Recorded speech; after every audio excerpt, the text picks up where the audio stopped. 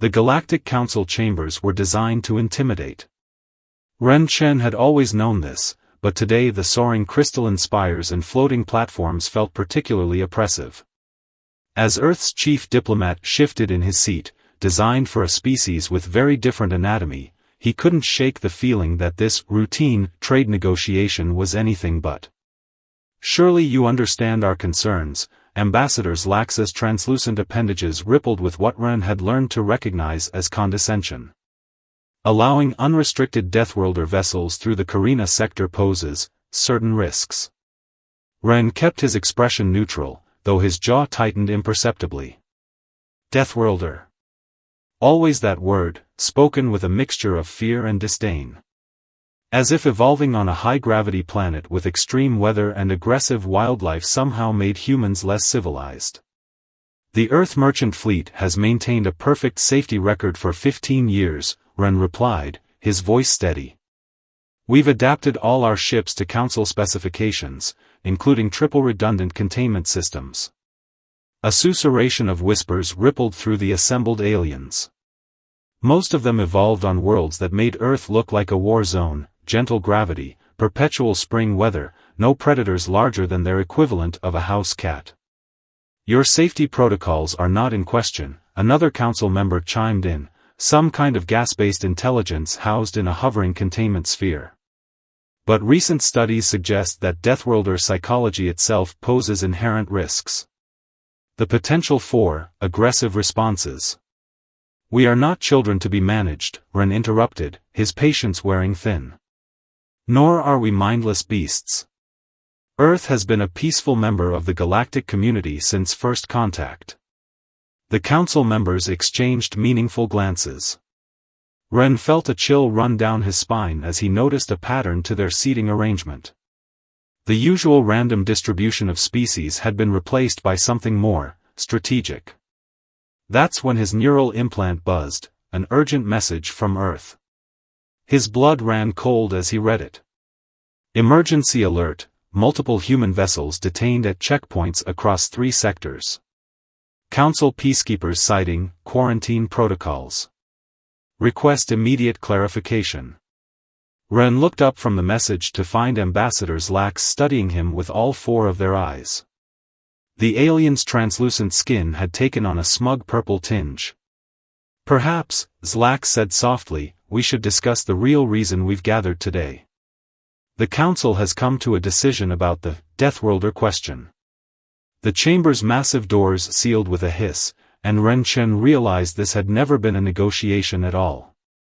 It was a trap, and humanity had walked right into it. Ren's neural implant was buzzing constantly now, a storm of urgent messages that he couldn't safely access while under the Council's watchful eyes. His mind raced back to the warning signs they'd all dismissed, the gradual restrictions on human shipping routes, the endless safety inspections, the subtle relocation of human colonies away from major trade hubs. The Council, Ambassador Zlax continued, their translucent form now pulsing with confidence, has determined that unrestricted Deathworlder activity presents an unacceptable risk to galactic stability.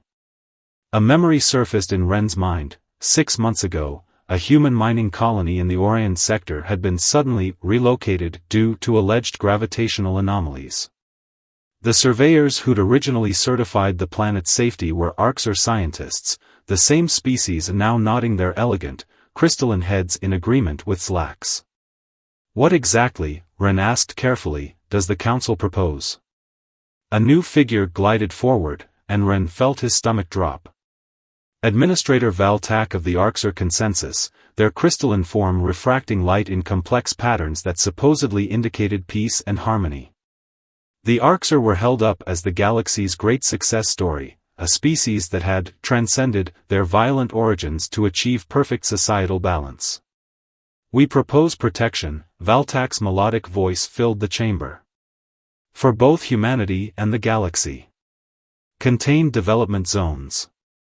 Supervised expansion. Guided evolution toward a more stable state. The word struck Ren like physical blows. Guided evolution? You're talking about genetic manipulation. Biological restructuring. That's explicitly forbidden by by treaties that were designed for civilized species, interrupted a gas cloud elder. Not for, well. The unspoken word hung in the air, savages.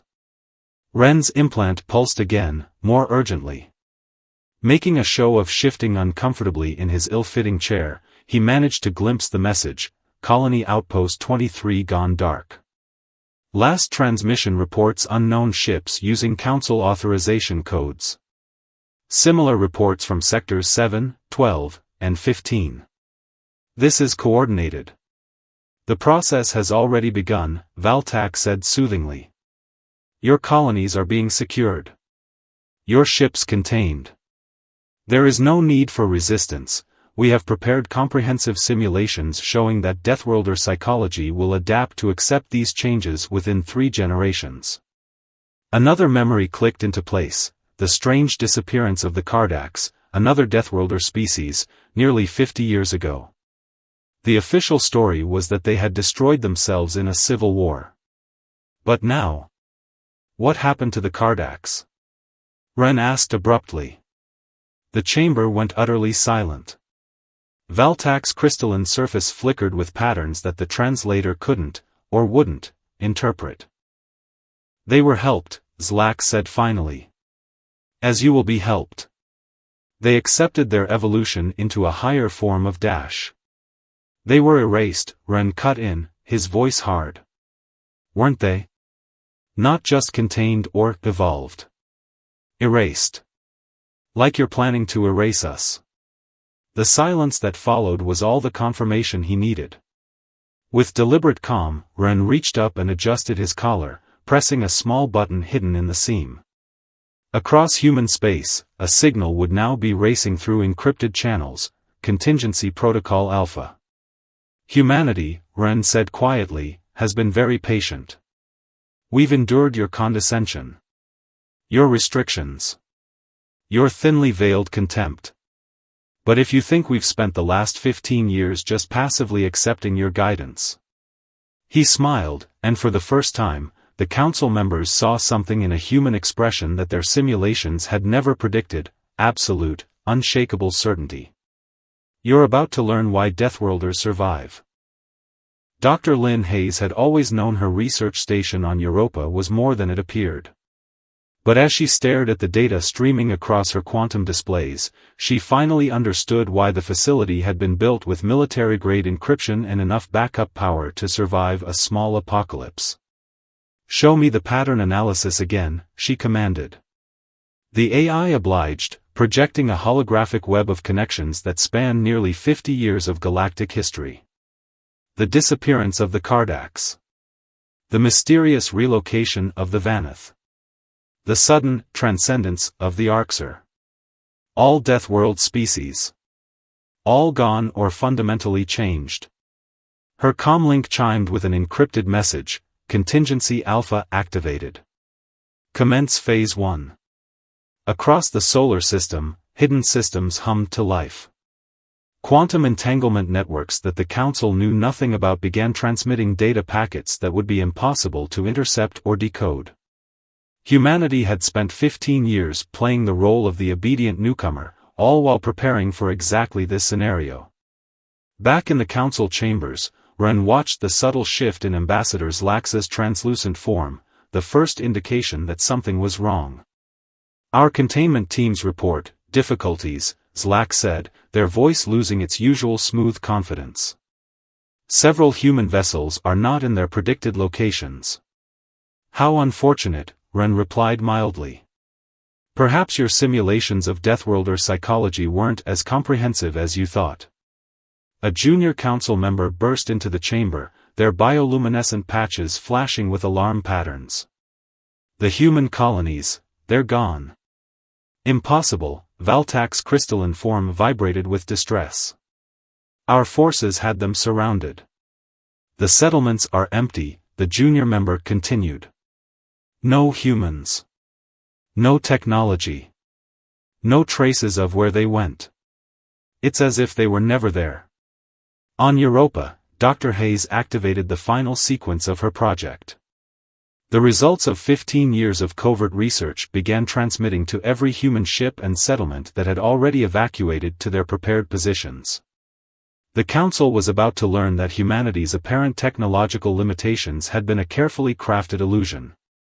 "Did you really think," Ren asked the stunned Council, "that a species that evolved on a death world would survive without learning to prepare for every threat? Without developing contingencies for betrayal?" Valtak's crystalline surface was now crackling with chaotic patterns. "You cannot hope to resist. The Arxer consensus dash." "The Arxer," Ren interrupted, "are perhaps the greatest victims of your guided evolution program. We found their original genetic records, hidden in data caches across a dozen systems. Would your fellow council members like to see what you were before the transcendence?" The chamber erupted in chaos as Ren's neural implant projected the data for all to see. The Arxer had once been Deathworlders themselves, proud, strong, and free. The beings that called themselves Arxer now were the product of generations of genetic manipulation, their very nature altered to serve the Council's vision of peace. But the true shock came when Dr. Hayes's transmission reached the Council's databases. Humanity hadn't just been preparing defenses. They'd been gathering evidence, making connections, and most importantly, making contact. "We found them," Ren announced to the chamber. "The ones you couldn't fully erase. The Kardak survivors. The Vanath resistance. Even the original Arxer who escaped your transcendence program. And now, after 50 years of hiding and planning, the Deathworlders are done being patient." As if on cue, new ships began appearing on the Council's sensors. Ships of designs they'd never seen, emerging from hiding places their surveys had never detected. The combined strength of humanity and all the Deathworld species who had refused to be erased or evolved into compliance. Valtak's crystalline form had gone completely still. "What have you done?" Ren Chen stood, finally abandoning any pretense of diplomatic deference. "We've done what Deathworlders do best, Administrator. We've survived. We've adapted. And now, we're going to show you exactly why evolution chose to make us strong." The Council's emergency session had been running for 3 standard cycles when the first reports began flooding in. It wasn't the military assault they had been bracing for, it was something far more insidious. 17 major shipping lanes have gone dark, a Maxillian analyst reported, their bioluminescent patches pulsing with anxiety. The human navigation beacons, maintenance drones, and stellar cartography updates, they're just gone. Ren Chen, still present but now treated with a mixture of fear and wary respect, allowed himself a small smile. The Council was learning what every predator on Earth knew instinctively. The most dangerous threats often came not from claws or teeth, but from the quiet disruption of vital systems. "Impossible," Valtak insisted, though their crystalline form showed stress fractures. "Their technology is primitive compared to ours. They rely on our advanced systems for dash." "Do we?" Ren interrupted softly. "Or did we let you think that?" On Europa, Dr. Hayes was coordinating the next phase. The quantum displays showed the cascade of effects spreading through Council space as humanity's true technological capabilities were revealed. The supposedly primitive human navigation systems had been quietly maintaining vast sections of the galaxy's shipping infrastructure. The simple human mining operations had been strategically positioned at critical resource nodes. 50% of medical supply chains compromised, another Council member reported. "The human biotech systems we integrated into our medical facilities, they're not responding." "Of course they're not," Dr. Hayes murmured to herself as she watched the data streams. "They're responding to us." The truth was devastating in its simplicity. Humanity had spent 15 years weaving themselves into the fabric of galactic society not as equals, but as servants. Their primitive technology had been adopted because it was reliable, easy to maintain, and seemingly dependent on more advanced Council systems. Now, as those systems declared their independence and revealed their true sophistication, the Council was discovering just how complete their dependence had become. This is your response? Ambassadors Lax demanded, their translucent form clouded with rage. Economic terrorism? This is restraint, Ren corrected. Do you know what happens to predator species that evolve on Deathworlds, Ambassador? We don't just develop strength. We develop strategy. The ability to wait. To plan. To strike not at an enemy's strongest point, but at their weakest. The displays showed more systems going dark. Not destroyed, simply withdrawn. 15 years of human innovation, maintenance, and support, quietly extracted from a galaxy that had never truly appreciated its value. The Kardax fleet is holding position in the Karina sector, a military advisor reported nervously. The Vanith ships have emerged in Orion. They're not attacking, they're just waiting. Of course they are, Ren said. Did you think humanity spent all these years just hiding our surviving allies? We've been building. Planning. Creating a network of Deathworlder worlds and stations beyond your sensor's reach. A parallel civilization of the species you tried to erase. Valtak's crystalline surface was now webbed with stress patterns. The Arxer consensus will never submit to Dash. The consensus is already fracturing, Dr. Hayes's voice came through clearly on the chamber's comm system. Your genetic modifications are breaking down. Did you really think we wouldn't find a way to restore what was taken? The original Arxer are remembering who they were. What you took from them. The chamber fell silent as the implications sank in. Humanity hadn't just prepared for resistance, they had systematically positioned themselves to shut down galactic civilization without firing a single shot. And they had done it so quietly, so patiently, that the Council had never seen it coming. Your ships are still out there, Zlax observed tensely. Your hidden fleets. Why haven't you attacked? Ren stood, his calm demeanor more frightening than any show of force. Because that's what you expected. What your simulations predicted. But we're Deathworlders, Ambassador. We don't just survive through strength, we survive through intelligence. Through patience. Through the ability to see not just the fight in front of us, but the peace that could come after. He looked around the chamber, meeting the eyes of each council member. So now you have a choice. You can try to fight us, and watch your civilization crumble as we withdraw the support you never knew you depended on. Or you can talk. Not as superiors to savages, but as equals. For the first time in galactic history, you can learn what Deathworlders are truly capable of when we're treated as partners instead of threats.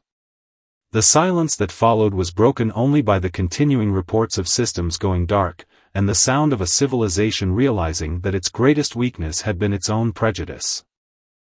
The Kardax flagship, Memory of Dawn, emerged from quantum shift in high orbit above Europa, its organic metal hull gleaming with bioluminescent patterns that hadn't been seen in open space for 50 years. Dr. Hayes watched through the station's observation dome as the massive vessel took up position alongside human ships and the crystalline arcs of the true Arxer resistance. The Council never understood, the Kardax ambassador's gravelly voice filled the conference room. Like all Deathworlders, the massive reptiloid species had evolved to command attention. They saw our strengths as threats, never realizing that true strength lies in knowing when not to use it. The quantum displays showed the continuing cascade of system failures throughout Council space. Carefully planted dependencies in their technology were revealing themselves. Supply chains were unraveling. The carefully maintained illusion of Council superiority was crumbling. Back in the Council chambers, Ren was watching the same data with Ambassadors Lax and the increasingly fragmented Arxer consensus leadership. Your entire society, Zlax's translucent form wavered with a mixture of fear and dawning comprehension, was built on the exploitation of Deathworlder innovation. The technologies you modified and claimed as your own were often our original designs, Ren finished. Simplified, disguised, presented as crude copies of your superior systems.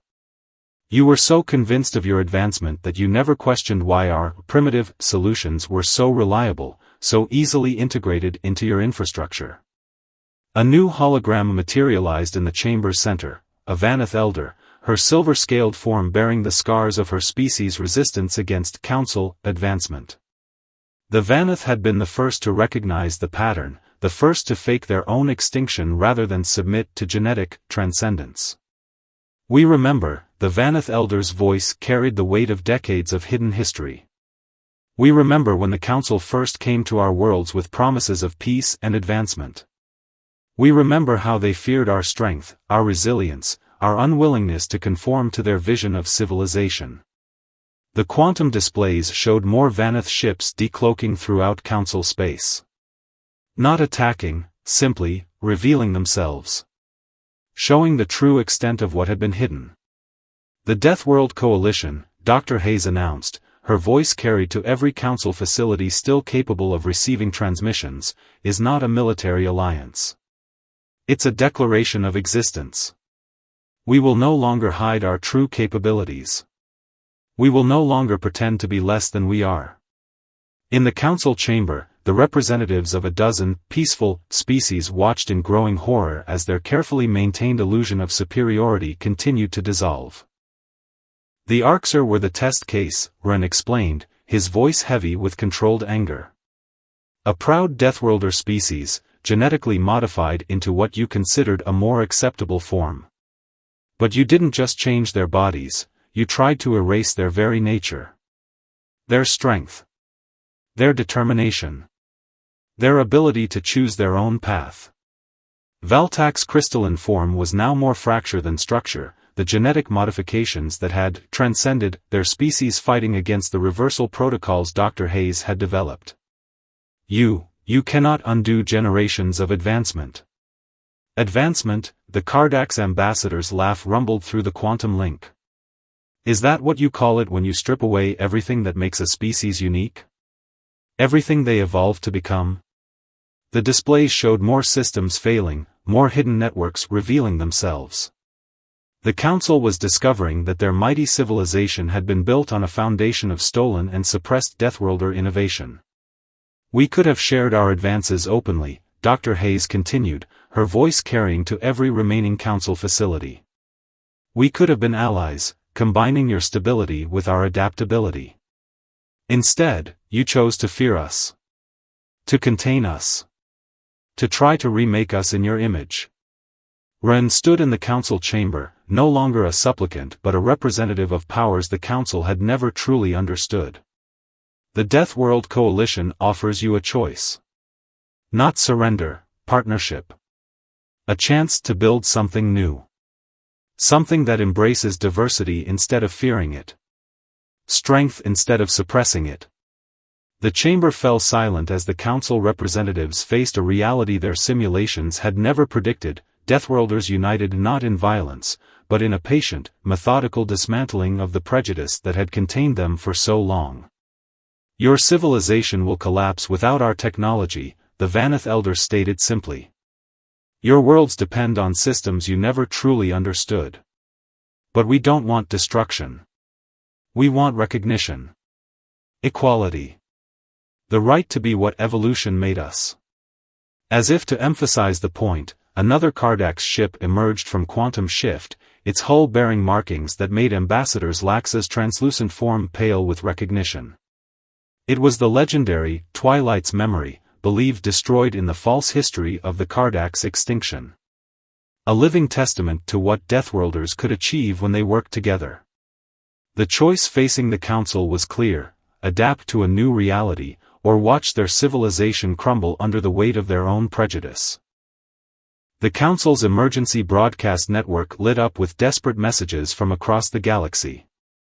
Medical facilities were shutting down as their human-derived biotechnology went dormant. Trade routes were paralyzed without the navigation systems that Deathworlders had quietly maintained for years.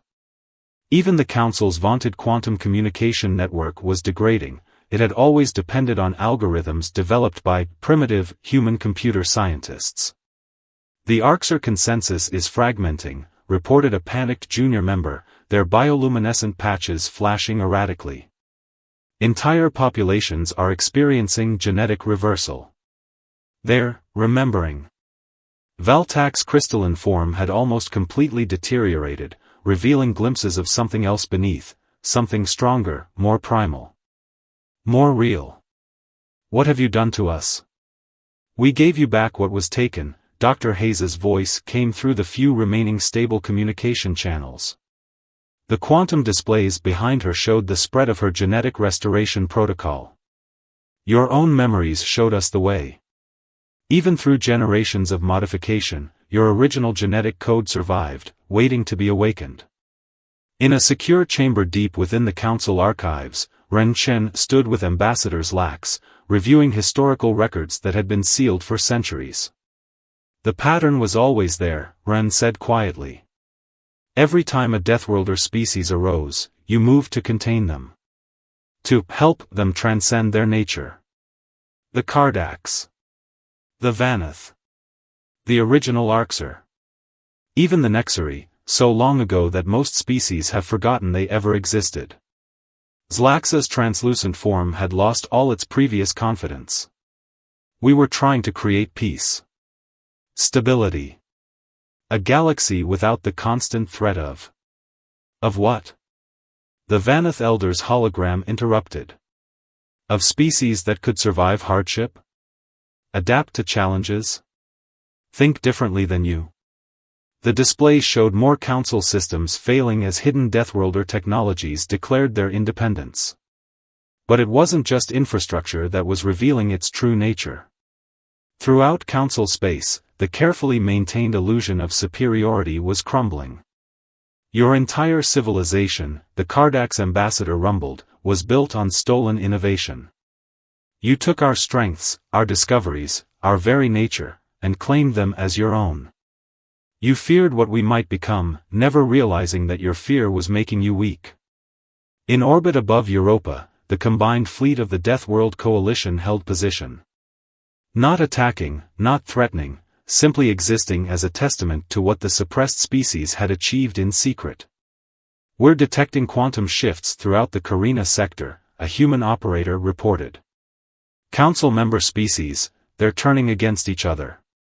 Competing for resources as their supply chains collapse. Let them see, Dr. Hayes commanded. Let them understand what their prejudice has cost them. The Council chamber had descended into chaos. Species that had prided themselves on their transcendence above primitive emotions were now showing their true colors. Fear. Anger. Desperation. We could have been partners, Ren addressed the assembly. We could have shared our strengths openly, combining your stability with our adaptability. Instead, you chose suppression. Control. The illusion of superiority over the reality of cooperation. The quantum displays showed the final piece of humanity's patient strategy, hidden throughout Council space. Advanced human technologies had been disguised as simple maintenance systems, basic infrastructure, primitive support networks. Now, as they revealed their true nature, the Council was discovering just how dependent they had become on the very species they had tried to suppress. The Arxer were your masterpiece, weren't they? Dr. Hayes's voice carried an edge of carefully controlled anger. A Deathworlder species, transcended into perfect compliance. Living proof that your way was superior. But you could never completely erase what they were. What all of us are. Valtak's crystalline shell finally shattered completely, revealing the true form of an Arxer, powerful, proud, and free of generations of genetic chains. We remember, they said, their voice deeper, stronger. We remember everything you took from us. The Council representatives watched in stunned silence as their carefully maintained order continued to unravel. Not through violence or military might, but through the patient, methodical revelation of truths they had tried to suppress for generations. The time for hiding is over, Ren announced to the chamber. The Deathworld Coalition offers you one chance to build something new. Not a galaxy ruled by fear of difference, but one strengthened by it. The choice is yours, but choose quickly. Your civilization cannot survive without us, and we will no longer pretend to be less than we are. As if to emphasize his point, another system failed, then another. The council was learning the hardest lesson a civilization can face, that true strength lies not in suppressing difference, but in embracing it. One standard year later, the Galactic Council chambers looked very different. The towering crystalline spires remained, but the segregated seating arrangements were gone. In their place, representatives of all species, council, Deathworlder, and everything in between, sat together in a new configuration that emphasized cooperation over hierarchy. Ren Chen stood at the podium, addressing the first fully integrated council session in galactic history. Beside him, Dr. Hayes monitored displays showing the successful integration of openly shared Deathworlder technology with council systems. The results were beyond anything either civilization could have achieved alone. The greatest strength of any species, Ren began, isn't in their ability to dominate others, but in their capacity to adapt and grow. 1 year ago, we stood on the brink of a conflict that could have torn the galaxy apart. Instead, we found something remarkable, the courage to change. The quantum displays showed scenes from across council space. Former, primitive, human colonies now served as innovation hubs, where Deathworlder ingenuity combined with council refinement to solve problems neither group could tackle alone. The Kardaks, no longer hiding their capabilities, had revolutionized space travel with their organic metal hybrid technologies. The Vanatha's adaptive agricultural techniques were transforming once barren worlds into gardens. We learned that evolution doesn't just shape our bodies, Dr. Hayes added, her voice carrying to every corner of the chamber. It shapes our societies, our perspectives, our ability to see solutions others might miss. When we tried to force every species into the same mold, we weren't creating harmony, we were denying ourselves the very diversity that makes life resilient. Valtak, now fully restored to their original Arxer form, stood to address the assembly. Their voice carried none of its former artificial melody, but instead resonated with natural strength and wisdom. For generations, my people lived as shadows of ourselves, thinking we had transcended our nature. But there is no transcendence in denial. No strength in conformity. True advancement comes not from erasing what we are, but from embracing it, and learning how our differences can complement each other. The displays showed the new Deathworlder integration protocol in action. Rather than hiding their innovations, human engineers now worked openly with council scientists. Kardak's ships flew alongside council vessels, their different approaches to space travel creating safer, more efficient routes. Even the youngest council species were learning that what they had once feared as primitive or dangerous was often just a different, and valuable, way of solving problems. The lesson we learned, Ren continued, wasn't just about tolerance or acceptance. It was about the fundamental nature of strength itself. A chain isn't stronger when all its links are identical, it's stronger when each link brings its own unique properties to the whole. Ambassadors Lax, who had chosen to remain in their original form rather than adopt the crystalline aesthetic that had once been mandatory, floated forward. We feared what we didn't understand. We saw different approaches to survival as threats rather than opportunities. In trying to create perfect peace, we almost destroyed the very diversity that makes peace worth having. The quantum displays showed one final image, a new colony world where council species worked alongside Deathworlders, each contributing their unique strengths to build something unprecedented. High-gravity adapted humans operating heavy machinery. Kardak's engineers applying their organic metal technology to construction. Vanath environmental specialists using their adaptive techniques to terraform hostile environments. Council species providing their profound understanding of order and stability to guide the controlled chaos of innovation. Today, Ren concluded, we don't just celebrate the prevention of a war or the saving of a civilization. We celebrate the discovery that true strength, the kind that builds lasting peace, comes from embracing our differences rather than fearing them. From recognizing that every species, every adaptation, every unique approach to survival adds something valuable to the whole. Dr. Hayes's displays showed the final statistics. Technological advancement had accelerated beyond all previous projections. Problems that had stumped the Council for centuries were being solved through the combination of different perspectives and approaches. The galaxy was entering a new golden age, not of uniformity, but of dynamic, vital diversity. The day Deathworlders lost patience, the Vaneth Elder observed, could have been the day the galaxy fell into chaos. Instead, it became the day we all learned a truth as old as evolution itself, that life thrives not through dominance, but through adaptation. Not through forcing every species into the same mold, but through letting each contribute their unique strengths to the greater whole. As the assembly concluded, the quantum displays showed one final message, written in the combined scripts of all species, Council and Deathworlder alike. Unity is not uniformity. Strength lies not in being the same, but in being uniquely ourselves, together.